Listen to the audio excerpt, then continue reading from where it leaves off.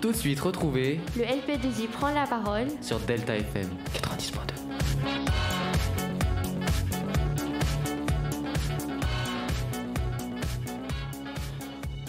Bonjour à toutes et à tous et bienvenue dans cette 8e émission du LP2I prend la parole, l'émission où les lycéens parlent de sujets qui leur plaisent. Bon, aujourd'hui nous ne sommes pas nombreux, il n'y a que Nina et moi. Et oui, notre lycée a mis des petites mesures concernant la pandémie pour les secondes qui sont à la maison, donc bisous à Paul. Et Noé, lui, est en contrôle d'art plastique exceptionnellement, on lui souhaite bon courage. Bon courage Noé.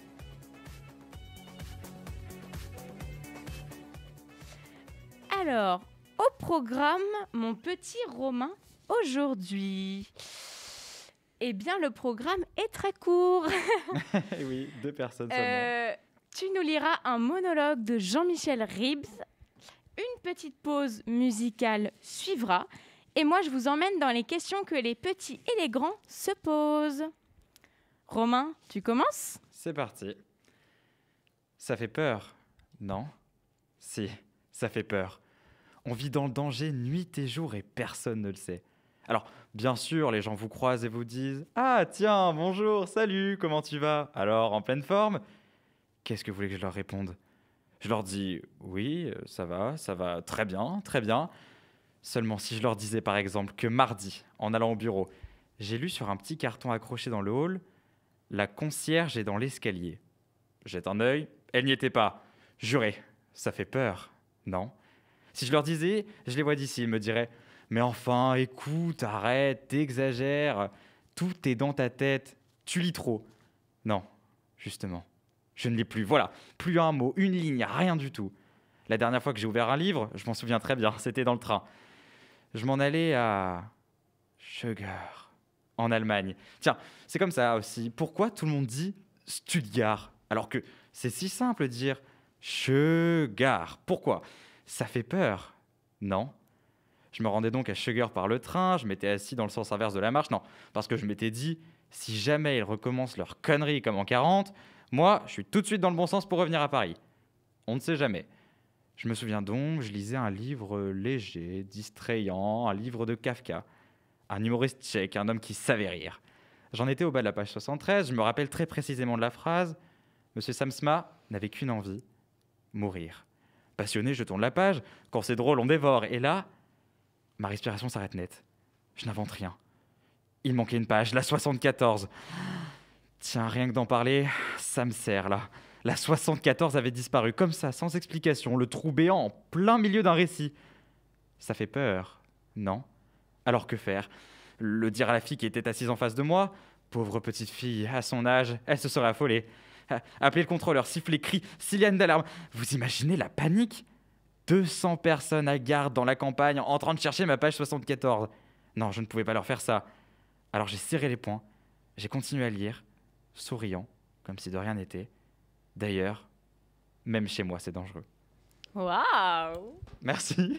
Belle lecture et super belle chronique. Merci beaucoup. Merci mon petit Romain. Bon, l'émission est très courte, comme on l'a dit. Exactement. Une pause musicale ne suivrait pas après tant de fatigue. Mais si, et d'ailleurs, je vous propose d'écouter Love No Anti de CK. Oh, c'est parti. C'était Love No Anti de CK. Quelque chose pour mettre de bonne humeur. Exactement, une bonne chanson. Alors aujourd'hui, chers auditeurs et auditrices, dans la rubrique de Nina et répond, je vais répondre à la question que toi, Romain, tu te posais quand tu étais petit. Ah, j'ai hâte de le savoir. Ou même plus grand. Pourquoi la peau est fripée quand nous sortons de l'eau ? Personnellement, quand j'étais petite, je me posais beaucoup cette question. Et maintenant que j'ai grandi, ce n'est plus moi qui la pose, cette question, mais les enfants dans mon entourage qui me demandent. Forcément, je n'ai pas la réponse. Alors, pas de panique, Nina y répond.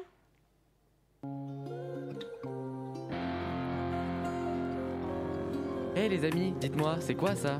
C'est qui lui ? Pourquoi ? Comment ? À quoi tu penses ? C'est où ? Tu te poses peut-être des questions ? Pas de panique, Nina y répond.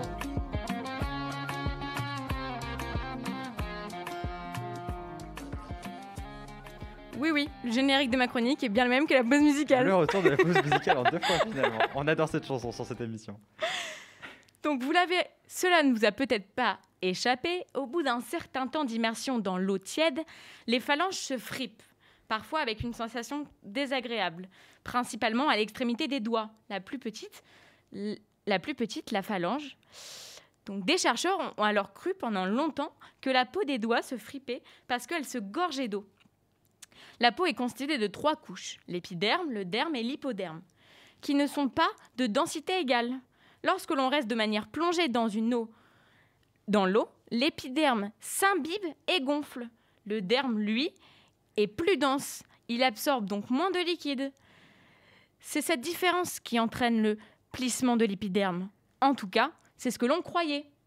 Jusqu'à cette publication scientifique, mercredi, de l'université britannique de Newcastle.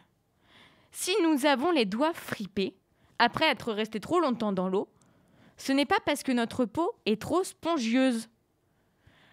Un peu comme les sillons sur les pneus de nos voitures, qui permettent une plus grande surface de pneus, à une plus grande surface de nos pneus de rester en contact avec la route et donner une meilleure adhérence. Autre découverte, il s'agit d'un processus actif commandé par le système nerveux et causé par la contraction des vaisseaux sanguins. Bon, c'est un peu compliqué à expliquer aux enfants.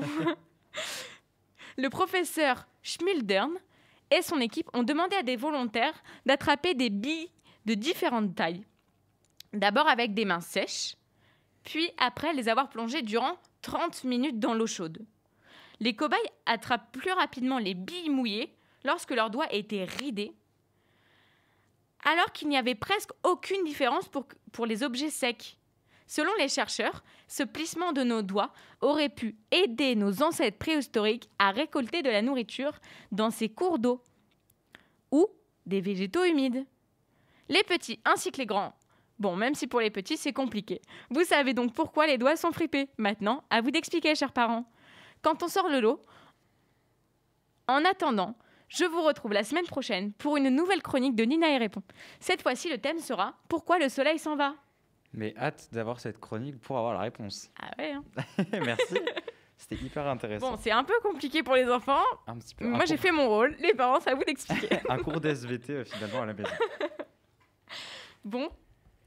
Et oui, déjà, finalement. Ça n'a pas duré longtemps cette émission. Hein. Mais c'était fort en émotion et c'est ça qui est bien. Oui, la semaine prochaine, on aura un petit débat sur quoi, mon Romain ? Eh bien, on aura un débat sur l'écriture inclusive. Avec un super quiz. Un super quiz, bien sûr. Eh ben oui. Ça, je vous le promets. Eh oui, c'est déjà la fin. Eh oui, déjà. Chers auditeurs et auditrices, c'était le LP2I prend la parole avec Nina et Romain.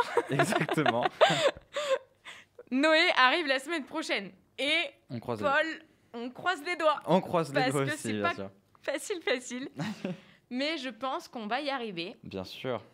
Et en attendant, vous pouvez nous retrouver sur Delta FM, la radio du LP2I. 90.2. Instagram, le LP2I prend la parole. Sur Spotify et Deezer. Ça, c'est classique. Et sur, bien sûr, YouTube. Je pense qu'on a tout dit. Et on se retrouve, mon petit Romain, la semaine prochaine, à 16h30, 40. Exactement, on croise les doigts aussi. Si on n'a pas de nouvelles mesures, parce qu'on est dans l'impasse. Mais non, on y croit, ça va aller mieux. Allez, on y croit. Salut. Merci, au revoir.